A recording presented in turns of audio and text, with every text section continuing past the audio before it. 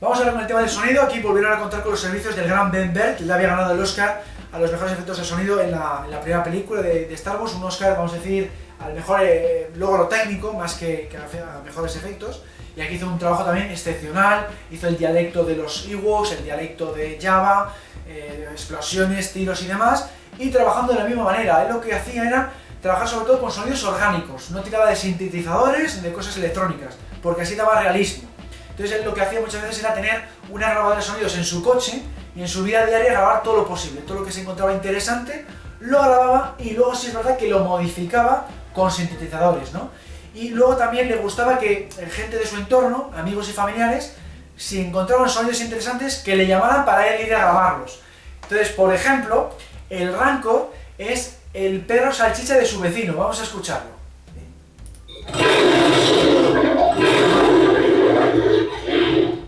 Bueno, pues no lo parece en absoluto, pero es el perro salchicha de su vecino modificado con sintetizador, bajándole el tono y demás. Pero la procedencia es siempre orgánica para dar sensación de realismo, ¿no?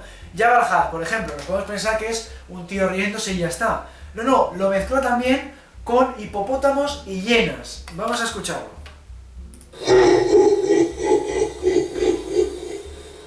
Pues ya digo, no lo parece, pero él mete una serie de efectos para que te dé impresión de alienígena, ¿no? Es un trabajo mucho más elaborado de lo que nos parece en principio. Por cierto, también Ben Burtt, hay que comentar que tiene ideas muy buenas, que luego acaban en pantalla, es muy creativo, y el personaje Salacious Crumb se le ocurrió a él, el que Jabba el Hutt tenga a este bufón en la corte, se lo dijo a Lucas, le pareció estupendo, y luego fue un personaje que encantó a la gente. No sé si dijo Anthony Daniels que era su personaje favorito de esta película, hacía mucho la gracia, era un títere que se manejaba por debajo del escenario. Y lo que no es suyo es el nombre. El nombre de Salacious tiene su anécdota. Esto estaba Phil Tippett, que hemos hablado de él, es el que manejaba el Rancor. Estaba con otros miembros de ILM en un bar, estaban ya un poco cocidos, se iban ya a marchar. Y cuando se estaban ya marchando del bar, les dijo: esperadme un momento que me tengo que atar los cordones de los zapatos. Cordones en inglés es shoelaces. Pero como ya estaba un poco cocido, dijo algo así como Salacious, que es lascivo en inglés. Bueno, pues empezaron a reír y dijo: oye, esto podría ser un buen nombre para el personaje este que ha pensado del buzón de la corte de Jabba el Hutt. Se lo dijo a George Lucas y aunque en pantalla no se dice el nombre, acabó en las enciclopedias y demás, y por eso se llama Salacious Crumb, por esa escena del bar de Phil Tippett, que eso significa migaja lasciva. Luego, otra idea brillante de Ben Burtt, que se le vea la calavera de Vader cuando está siendo electrocutado por Palpatine, se le ocurrió en el último segundo a Ben Burtt, porque él trabaja también en el montaje de la película, es montador, codo con codo con George Lucas, aparte de montador de sonido, y monta también la imagen y trabaja en creación de sonidos. Y oye, a Lucas le encantó y se lo pidió al departamento de animación de ILM. Claro, a estos no les sentó nada bien porque les dio más trabajo a última hora y esto hay que hacerlo a mano, fotograma a fotograma, como si fueran dibujos animados. Pero es verdad que fue una idea muy buena. Y aquí, por cierto, Ben Burtt hizo su primer cameo en la saga porque interpreta a este oficial imperial que amenaza a Han Solo en el búnker y Han Solo le lanza un detonador y cae por una barandilla. Esto, claro, le encantó porque es la primera vez que hace un personaje. Y la única pega dice que es que no participó en el rodaje con Harrison Ford. Esto lo rodó él solo con pantalla azul y se insertó por composición óptica en la escena, para que veáis que sin ordenador se hacían cosas también muy chulas con este tema de composición óptica. Y bueno, se puede añadir que cuando cae por la barandilla, como es encargado del sonido, metió el famoso grito Wilhelm, que es algo que él fomentó ya desde la primera película, lo hacía ya desde tiempos de la universidad, en todas sus películas lo hace, mete algún grito Wilhelm y se metió a sí mismo el grito cuando cae por la barandilla. Y esto ha sido tan famoso a raíz de Star Wars y sobre todo también Jones, que empezó a popularizarse y todo el mundo mete el Wilhelm en sus películas. Y se dice que se ha metido en más de 200 películas de cine y televisión. Se ha escuchado incluso en La Casa de Papel, por ejemplo. O sea, una auténtica barbaridad el tema del Wilhelm. Y en videojuegos y demás. Y es un grito que en realidad procede de una película del oeste de los años 50 o por ahí, de la Warner Bros., cuando un vaquero recibe un flechazo en una pierna. O sea, de un indio. Él procede de ahí. Él lo buscó porque él quería usar ese grito, que lo había escuchado en no sé cuántos sonidos del oeste. Y el origen es ese. Y él lo capturó, lo quiso rescatar, lo metió en Star Wars y lo empezó a meter en todas sus películas y ya digo, una fama luego increíble. Sí, es el origen de Wilhelm en HD y el vaquero se llama Wilhelm, de ahí el grito. Ya ahí viene el nombre, porque el vaquero se llama Wilhelm, efectivamente. El vaquero de la película se llama Wilhelm. Vamos a ver este cameo de Ben Bert. ¡Quieto! Asqueroso rebelde. Efectivamente, en el doblaje en castellano, pues no se oye el Wilhelm, eso es en la versión original. No, lo doblaría. Lo doblaron. Vamos con la novena pregunta del concurso. ¿Cuál de estos personajes no tiene tema propio de la banda sonora? A. Jabba el Hutt. B. Los Ewoks. C. El Emperador Palpatine. O D. Lando Calrissian. Bueno, pues ahí tenéis las opciones. No tiene. ¿Cuál no tiene? Vale, vamos con A. Jabba el Hutt, 1. B. Los Ewoks, ningún voto. C. El Emperador Palpatine, ninguno. Y D. Lando Calrissian. Bueno, pues la respuesta correcta era Lando Calrissian. Lando Calrissian Si quieres te nunca los puedo tararear. ha tenido. Bueno, pues Lando nunca ha tenido, en el Imperio Contraataca tampoco tuvo tema. Sí había tema de, por ejemplo, la Ciudad de las Nubes, pero no había tema de Lando, y en esta película tampoco, y cuando sale después en el episodio 9 tampoco lo han asignado porque era. John Williams igual consideró que era más secundario. Coge punto Iker. Y vamos a hablar de la banda sonora. Es secundario. Claro. Ya si tú me lo estás Ya, pero como ya no... Pero pues Java también es más secundario igual, pero le asignan. Claro. Es depende como. Es que he dicho, joder, Lando es medio No, pero presta.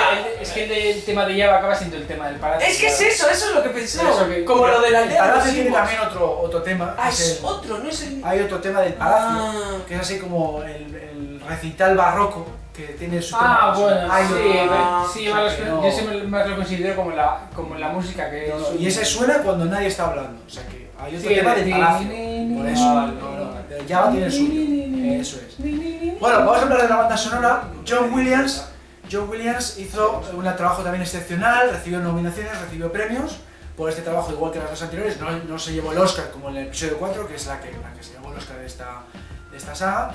Y lo que hay que comentar es que siguió el mismo método de trabajo que había hecho en las películas anteriores. En primer lugar, se reunió 2 días con Lucas y Ben Bert, porque Ben Bert también tiene mucho que decir con esto, porque es el que equilibra el tema del sonido.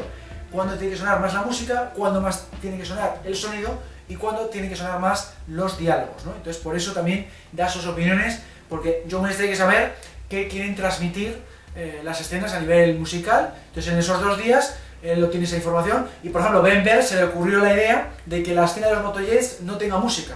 Eso lo aporta Ben Bert. John Williams le pareció estupendo, a George Lucas también, y así quedó en pantalla. Lo mismo con la carrera de vainas, por ejemplo, el episodio 1. Que no tenga música es idea de Ben Bert, para que nos veamos un poco cómo trabaja esta gente. Y luego, después de esos 2 días, John Williams está, no sé la cifra, pero 3, 4, 5 semanas componiendo las partituras con esas ideas. Y luego graba la banda sonora en 7 días, trabajando 3 horas por la mañana y 3 horas por la tarde con la Orquesta Sinfónica de Londres. Con esa estuvo componiendo la trilogía clásica en los Abbey Road Studios, que son los famosos estudios de Londres donde trabajaron los Beatles. Y encima él dirige también la orquesta. ¿Por qué? Porque dice que no quiere que el público se pierda ningún matiz. Entonces lo que hace es, cuando está proyectando la película mientras graba la banda sonora, pone marcas en el metraje para intensificar ciertas zonas, ciertas partes, o hacer lo contrario, que suene más suave. O sea, fijaos qué nivel de detalle, y por eso es un profesional enorme, ¿no? Y luego hay que destacar también la labor de Ken Wahlberg, que es su ajustador musical. El ajustador musical lo que hace es cambiar un poquitín las grabaciones que ha hecho John Williams para que queden mejor sincronizado con las imágenes. Y esta persona la acompañó prácticamente toda su carrera, desde los 60 hasta 2005, ni más ni menos. Vamos a ver con el estreno. Aquí vamos a ver un poquitín, pues eso, la recepción de la época de esta película, el público, los fans y la crítica. Luego la vamos a comparar con la recepción, vamos a decir, actual. Y antes de nada, antes de entrar en esto, la última pregunta del concurso. 10ª y última pregunta. ¿Cuál de estas películas no alcanzó el número 1 en la taquilla mundial? ¿Cuál no? A. El episodio 5. B. El episodio 6. C. El episodio 1. O D. El episodio 2. En la taquilla mundial. Ahí lo tenéis. Bueno, ya lo tenéis. Vamos. Episodio 5, la A. Ningún voto. Episodio 6, ningún voto. Episodio 1, un voto. Y episodio 2, un voto. Bueno, pues la respuesta correcta es... Episodio 2, punto para Iker. Bueno, pues episodio 2 quizá derivado de que había fracasado el episodio 1 de cara a la crítica. Claro, eso había pensado yo y he dicho, bajó. claro, igual la criticaron y luego la gente no fue a verla. No fue a Pero verla, no es fue que- a ver la 2. La dos. La 1 sí. Claro, pues fijaos La cómo uno quedó sí. la cosa. La 2 quedó en cuarto lugar en el mundo, fue algo bastante extraño. Y es que luego con más la es saga. Spider-Man. Y entonces, Ya, eso te iba a decir. fijaos cómo quedó. Hostia. Primero fue la segunda película de Los Señores Anillos, luego vino la segunda de Harry Potter, la tercera de Spider-Man y ya en cuarto lugar el episodio 2, seguido de Men in Black y seguido después de la película de James Bond Muy Otro Día. Y en Estados Unidos ganó Spider-Man, la segunda de Los Señores Anillos y ya en tercer lugar episodio 2. Esto fue extrañísimo, que quedara en tercer lugar incluso en Estados Unidos, porque nunca había pasado en todas las películas anteriores y creo que no volvería a pasar hasta la de Han Solo, porque normalmente Star Wars es número 1 en Estados Unidos. también? Siempre ha sido número 1 en todo, Sí, en USA. en USA y en el mundo me parece que también. En cuanto al Retorno de Jedi, pues fue número 1 en Estados Unidos, número 1 mundial, fue también prácticamente como las anteriores y tuvo 2 récords de taquilla. Récord en Estados Unidos de primer día y récord en Estados Unidos de fin de semana. Aún así, y hubo colas inmensas y tal, por lo menos no de tanto como fue con el episodio 1, pero sí de un par de semanas y tal. Aún así, no superó al Imperio Contraataca ni superó a Una Nueva Esperanza. Fue 480 millones aproximadamente. Imperio Contraataca había superado los 500 y episodio 4 inalcanzable porque superó los 700. Sigue siendo una de las más taquilleras de la historia del cine teniendo en cuenta la inflación.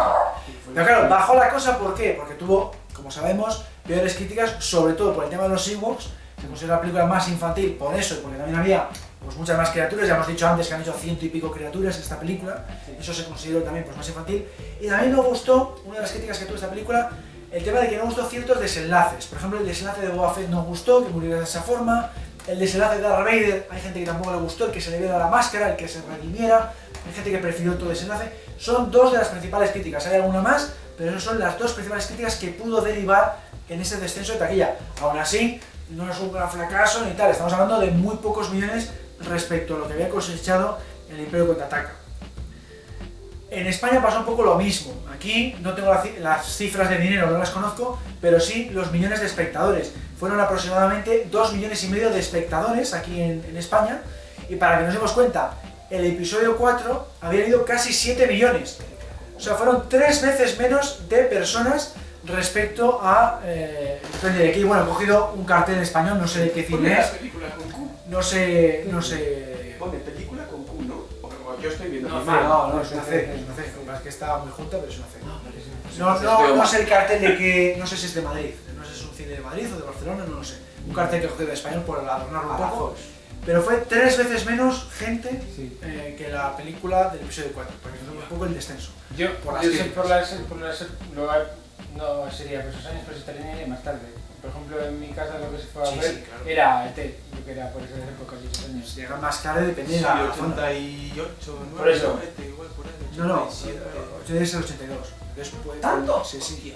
Pero aquí sí, Cuando llega, aquí llega 83. Un año, por eso. Claro. Y este del 83, pues puede haber ciertas zonas que lleguen más a finales del 83, casi 84. Claro, si tiene tiro en Estados Unidos, pues aquí en España pues tiraba otras cosas. Bueno, George Lucas, por supuesto, como cualquier director, como cualquier productor, en este caso pues actúa de productor, defendió la película diciendo que claro, el tema de los Ewoks o que quiere representar es un poco como la guerra de Vietnam. Es decir, un pueblo inferior tecnológicamente vence al invasor.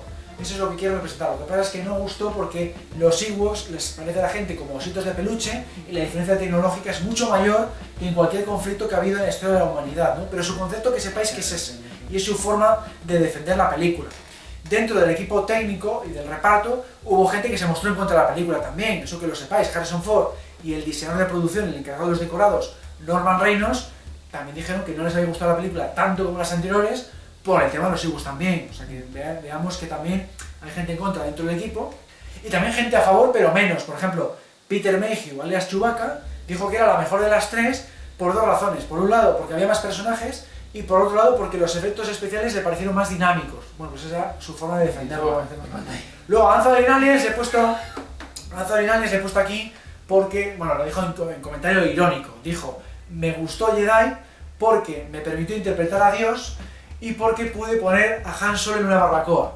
Porque era la primera vez que C-3PO se vengaba de Han Solo después de que Han Solo en 3 películas le había estado tomando el pelo, ¿no? Pero a él realmente siempre ha dicho que le gusta más el episodio 4, no el episodio 5, que es lo tradicionalmente que más gusta, porque considera que tiene el guión más completo y es la más autoconsciente. Esa es un poco la declaración de Anthony Daniels.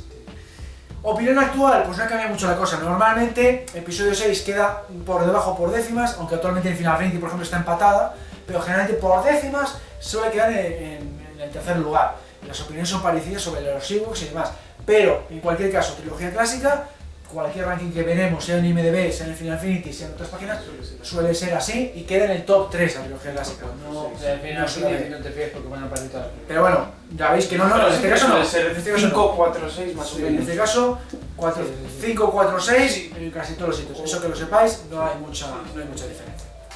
Y bueno, para terminar, comentar que aquí aumentó muchísimo el merchandising. ¿Por qué? Porque fue la película más cara de las tres y George Lucas aumentó mucho las licencias. Por ejemplo, hubo 40 licencias en Estados Unidos y 67 en el resto del mundo. ¿Por qué? Porque claro, es cine independiente. Lucas no tiene no sé cuántas películas para distribuir como la Warner o Universal. Tiene que sacar fondos y una forma de sacarlos es con merchandising. Esa es la forma de defenderse.